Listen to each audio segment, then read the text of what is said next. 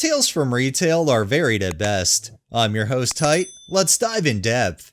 Our first tale is from Virtual Pie 5732. Okay, so one of my biggest pet peeves when I worked retail was my manager's insistence that I had to check up on the customers like every 5 minutes. The store I worked in was small enough that you could see everyone and what they were doing from the register. It was especially annoying when I had stuff to do behind the register. So this instance, several years ago, I'm in the store and it's very slow. No one is in there at the moment, but inventory is in, so I have something to do. Someone walks in. I greet them. Hey, my name's Sam. Let me know if you need anything. List some sales. The customer's like, okay, and they go about browsing. Manager comes out from the back, probably not even 10 minutes later, walks over to me and asks if I help the one person in the store. I told him I greeted him and if he needed anything, to come get me. Doesn't satisfy my manager, so I'm forced to walk up to the guy and ask him, again, not even 10 minutes have gone by, if he needs help. He says no, he's just looking around and seeing what's on sale. I leave him alone and he continues to wander about the store. Only roughly 5 minutes go by, when my manager himself walks up to the guy and asks him if he needs help. Dude is now clearly annoyed, but politely tells my manager he's fine on his own. Manager comes over to the register and stands next to me. Just a little over 5 minutes go by, and he tells me to go again and ask if the guy needs help. I walk over to him and I can clearly tell him on his face he's ultra annoyed. So I say low enough that my manager can't hear, "Hey, I'm sorry, I know you don't need help, but he's making me ask." The guy is still annoyed, but there's a look of understanding now. So he goes rather loudly, so my store manager can hear, "Thanks, I'm fine. I don't need help. If I do, I can find you. I'm not a baby who needs to be walked around the store." I smile and go back to the register, where my manager is standing there now with this look I can't even describe. But he finally goes to the back and, for the rest of the day, he didn't bother me about bothering customers. Cut to present day. I'm a customer wandering the mall. I go into a clothing store. There's like 4 people working there. I'm greeted and proceed to wander the store, because I'm just browsing. I'm barely in the store for 10 minutes and every single worker there has come up to me and asked me if I needed help. After 2 of them had come up for a second time, I finally go, "You know what? I'm not okay. Could you get your manager, please?" The girl I asked looks confused, but goes and gets a manager. Manager comes out, middle with that standard overly strained customer service smile, and asks me what's wrong. I told her that I'm annoyed with the fact that I'm basically being followed around the store. I don't need to be asked 20 times if I need help. If I need help, I can find someone. I'm just browsing, and all this badgering is making the experience very less enjoyable. And now I don't want to shop here anymore.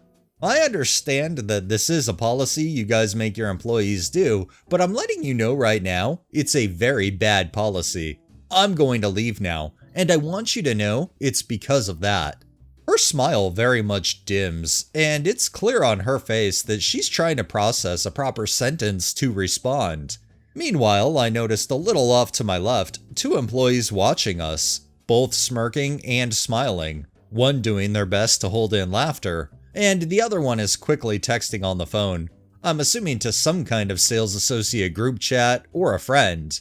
Before the manager can finish her apology, I just politely tell her I'm leaving again and exit the store. Also, I know some stores do this to prevent theft, but you don't need to hound your customers. Like, I honestly get a lot of these people are probably being forced to have to go ask customers if they need help, but I mean, you would think if a customer point blank tells you that they don't need help, that the managers in general should accept that. It's like doing telemarketing and having to deal with upsells. The customer says no, but you have to ask a million more times anyway just to appease the bosses, even if in the end it costs you that sale. And our final tale is by Internet Hugs. Way back in 2000, I was an adorable, naive 19-year-old working retail at a picture framing place. The management of our little shop consisted of our manager Jenny, the assistant manager Nick, and me, the third key. For those who don't know, a third key is literally that, a third person with keys. I had the ability to open and close the store and act as manager on duty. But if Jenny or Nick was there, then I just was a regular employee. Names changed to protect the not-so-innocent. Jenny was an amazing manager, middle-aged but cool. She had a lot of fun in the 70s and wasn't shy about telling us her hilarious stories. She was also kind of like the shop mom. She made cookies and was always very in tune with people's emotions. She always knew the right thing to say to make me feel better, and she was a fountain of real-world wisdom. Everybody loved her. She was also an artist, and her work was starting to pick up steam. That, combined with the onset of some health issues, made her decide that retail work just wasn't for her anymore. We were all really sad, but definitely understood. Now, Nick was just a college kid and didn't want, or really qualify, to be promoted to manager. So corporate brought in a manager in training to work as a fourth member of the management. Let's call him Steve. Steve was weird. He was a huge white guy, but dressed in clothes that looked like they come from Bill Cosby's wardrobe. Loud sweaters and Arizona heat. I was basically a golden retriever puppy and tried to chat with him while teaching him the ropes when it was my turn to have him shadow me. But he just wouldn't engage. It's not just that, but he would stare at me while I worked. Just sit in the office chair and stare. I tried to chalk it up to him just being awkward, but it was creepy. Even when I was trying to teach him something, he would barely interact. When he did talk, it was usually about how amazing he was at his last job and how low the pay was for managers in our company. Duh, it's retail. Okay, so now on to the meat of the story. Remember when I said that Jenny was having issues with her health? She called me one Saturday afternoon when I was off and asked if I'd come fill in for her. Of course I did. I ran down to the shop to relieve her.